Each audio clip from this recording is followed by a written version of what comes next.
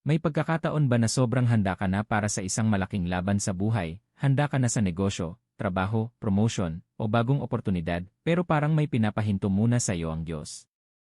O baka naman lagi kang nananalangin ng tagumpay, pero may mga bagay sa puso mo na gusto munang ayusin ng Panginoon? Alam mo ba? Ganyan mismo ang nangyari sa Israel sa Joshua chapter 5.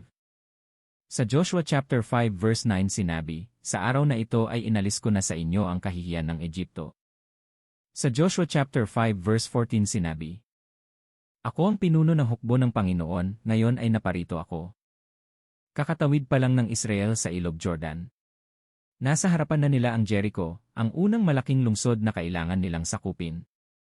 Kung tayo ang tatanungin, siguro ang susunod na hakbang ay military training, paggawa ng armas, at pagbuo ng battle plan. Pero iba ang ginawa ng Diyos. Sa halip na digmaan, inutusan niya si Joshua na tuliin muna ang bagong henerasyon ng Israel. Bakit? Dahil ang pagtutuli ay tanda ng kanilang tipan sa Diyos. Ipinapakita nito na bago ang panlabas na tagumpay, kailangang maayos muna ang panloob na relasyon sa Panginoon.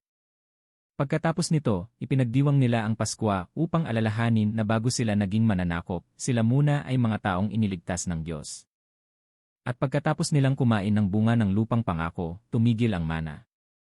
Hindi dahil iniwan sila ng Diyos, kundi dahil papasok na sila sa bagong yugto ng buhay. Pareho pa rin ang Diyos na naglalaan, pero iba na ang paraan ng kanyang paglalaan. Pagkatapos nito, nakita ni Joshua ang isang lalaking may hawak na tabak. Tinanong niya, "Ikaw ba ay kakampi namin o ng aming mga kaaway?" At ang sagot ay nakakagulat. Hindi. Parang sinasabi ng Diyos. Ang tanong ay hindi kung nasa panig mo ako. Ang tanong ay kung nasa panig kita. Dito natutunan ni Joshua na ang tagumpay ay hindi tungkol sa pagsama ng Diyos sa ating plano. Ito ay tungkol sa pagsama natin sa plano ng Diyos. Kaibigan, baka hinihingi mo ngayon ang pambihirang tagumpay, promotion, paglago ng negosyo, o tagumpay sa pamilya. Pero baka may inaayos muna ang Diyos sa puso mo. Baka may dapat munang patawarin. Baka may kasalanang dapat iwanan. Baka may pagsunod na matagal mo nang ipinagpapaliban. Tandaan, hindi inuuna ng Diyos ang tagumpay. Inuuna niya ang relasyon. At kapag may mga pagbabago sa buhay mo, may mga oportunidad na nawawala, o paraan ng pagpapala na nagbabago kaya huwag matakot. Tumigil man ang imana, hindi tumitigil ang Diyos sa paglalaan. Magbabago ang paraan, pero hindi ang tagapaglaan. Bago mo hingin sa Diyos ang susunod na tagumpay, mayroon bang bahagi ng buhay mo na gusto niyang ayusin muna? At handa ka bang sumunod sa kanyang plano kahit iba ito sa plano mo? Tayo'y mag-pray. Ama naming Diyos, maraming salamat sa iyong salita.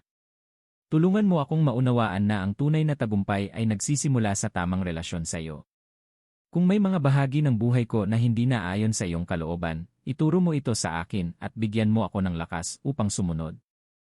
Turuan mo akong magtiwala sa iyo kahit nagbabago ang mga sitwasyon sa aking buhay. Tulungan mo akong hindi lamang humingi ng iyong pagpapala, kundi hanapin ang iyong kalooban. Naway maging katulad ako ni Joshua na marunong yumuko at magpasakop sa iyong pamumuno. Sa pangalan ni Jesus. Amen. Kung may natutunan ka sa mensaheng ito, ay comment mo.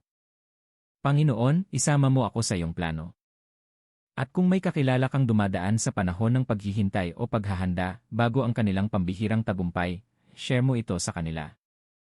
Follow ang page para sa mas malalim na pag-aaral ng Biblia na madaling maintindihan at praktikal sa araw-araw na buhay. Tandaan, sa Joshua chapter 5, itinuro ng Diyos na bago ang tagumpay, dapat munang maayos ang tipan, ang puso at ang pagsunod sa Kanya.